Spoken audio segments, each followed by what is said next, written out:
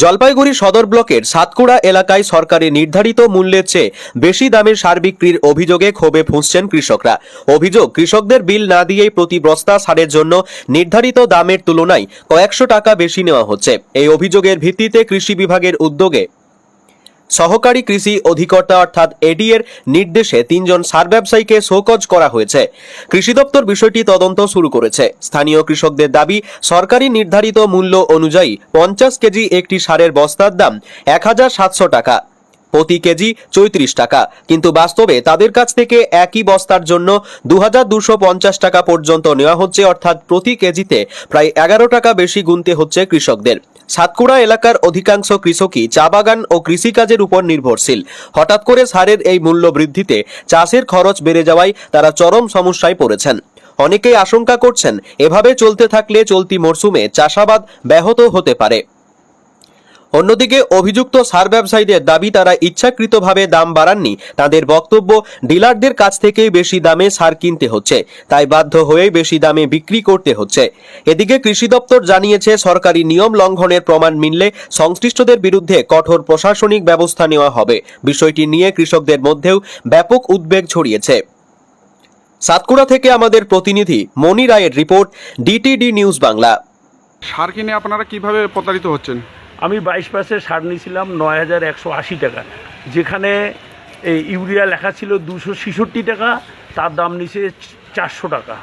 পটাশের ক্ষেত্রে একই ঘটনা, প্রিন্ট রেটের থেকে প্রতি বস্তায় 400 500 এইভাবে নেওয়া হচ্ছে।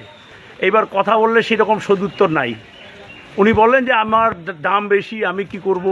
আমার পশ্চিম বাংলায় বিভিন্ন জায়গায় বিভিন্ন রেট কেন হবে?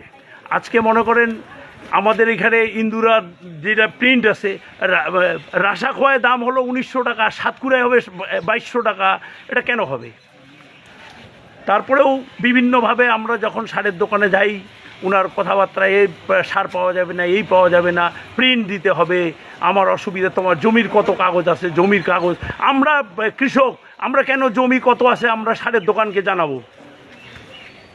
এই ধরনের বিভিন্নভাবে আমাদের কাছে প্রতারিত করেন। এইবার আমরা কোনো সময় ক্যাশে দেই, এবার চেকও কোনো সময় পেমেন্ট করি। চেক আমরা যেই ডেটে দেই সেই তার 23 দিন আগে চেক উঠায় নিছেন উনি, মানিকগঞ্জ পাঞ্জাব ন্যাশনাল ব্যাংক থেকে। মূল্য থেকে কত টাকা বেশি নেওয়া হচ্ছে?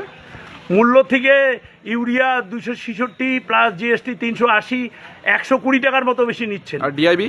ডিএপি আপনার ইন্দুরামা 1700 টাকা, তার থেকে বেশি নিচ্ছে। কত টাকা বেশি? প্রায় 500 টাকা বেশি। পটাশের ক্ষেত্রেও তাই, 500-র উপরে প্রতিটা সারেই 200, 400, 500 টাকা বেশি আছে। আপনার নাম? আমার নাম মদন সাহা। ধন্যবাদ। ডিএপি সার নির্ধারিত মূল্য থেকে কত টাকা বেশি নিচ্ছে আপনার কাছে?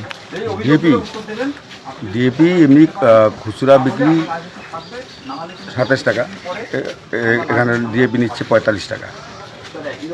বস্তাপতি কত টাকা বেশি? বস্তাপতি 6 থেকে 700 টাকা বেশি নেই, 6 টাকা তো মিনিমাম। এ বিষয়ে কি বলবেন সাধারণ মানুষকে? কি বলবো, আর আমার উপায় নেই, আমার রামও করতে সার তো আমাকে লাগে, আমার খ্যাত করিবা নেই। সকলকে কি সহজ করা হলো? আমরা বাইট দিতে পারবো না, ঠিক আছে স্যার একটু বলেন স্যার। কিছু বলার থাকে আমাদের ডিডিও সাহেবের কাছ থেকে জেনে নেবেন। আমরা একটা রুটিন ভিডিওতে এসেছিলাম, হ্যাঁ স্যার, আমরা আমাদের কাজ করলাম।